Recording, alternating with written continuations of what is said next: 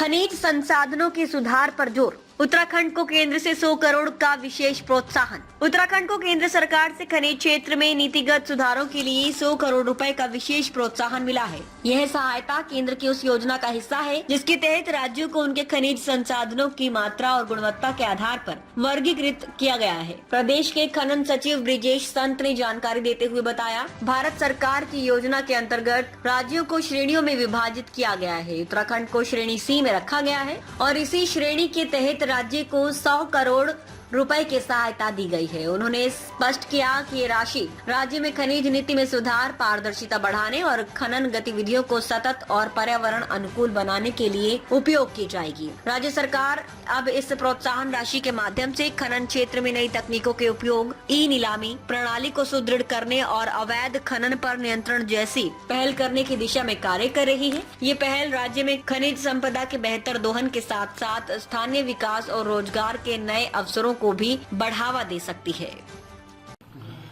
जी, मैं ये बताना चाहूँगा कि एक्चुअली भारत सरकार की एक योजना है जिसके अंतर्गत खनिज संपदा की मात्रा और प्रकार के आधार पर देश के सभी राज्यों को विभिन्न श्रेणियों में वर्गीकृत किया गया है। कैटेगरी ए, श्रेणी बी, श्रेणी सी। तो जितना बड़ा राज्य होगा वो श्रेणी ए में जाएगा, फिर जो मध्यम आकार के राज्य हैं वो श्रेणी बी में, और जो छोटे राज्य हैं क्षेत्रफल की दृष्टि से और खनिज संपदा की मात्रा की दृष्टि से वो श्रेणी सी में आते हैं।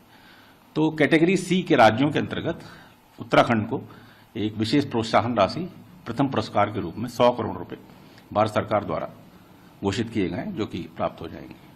और ये धनराशि पॉलिसी रिफॉर्म्स के लिए, खनन क्षेत्र में जो पॉलिसी रिफॉर्म्स हुए हैं, जो नीतिगत सुधार किए गए हैं, उनके लिए दी जा रही है। और नीतिगत सुधारों के अंतर्गत मैं 2-3 बातें पे बल देना चाहता हूं।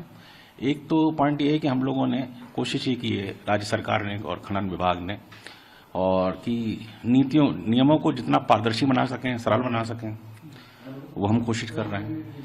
दूसरा, अर्थदंड में जितनी वृद्धि हो सके वो हम कोशिश कर रहे हैं, क्योंकि जब नियमों को सरल बना रहे हैं, हम सरलीकरण कर रहे हैं, तो साथ साथ दंड में वृद्धि भी बहुत आवश्यक है।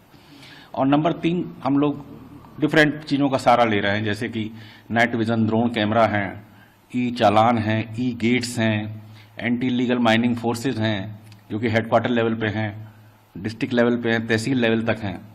तो इस तरह से कोशिश की जा रही कि इलीगल माइनिंग पर अंकुश लग सके।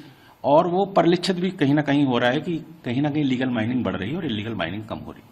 वो रेवेन्यू, इस तरह से रेवेन्यू में वृद्धि हुई है पिछले सालों में, उससे ये परिलक्षित हो रहा है। और आगे भी हम कोशिश करेंगे जितना अधिक से अधिक अंकुश लगाया जा सके और इलीगल माइनिंग को समाप्त किया जा सके तो बहुत बेहतर होगा।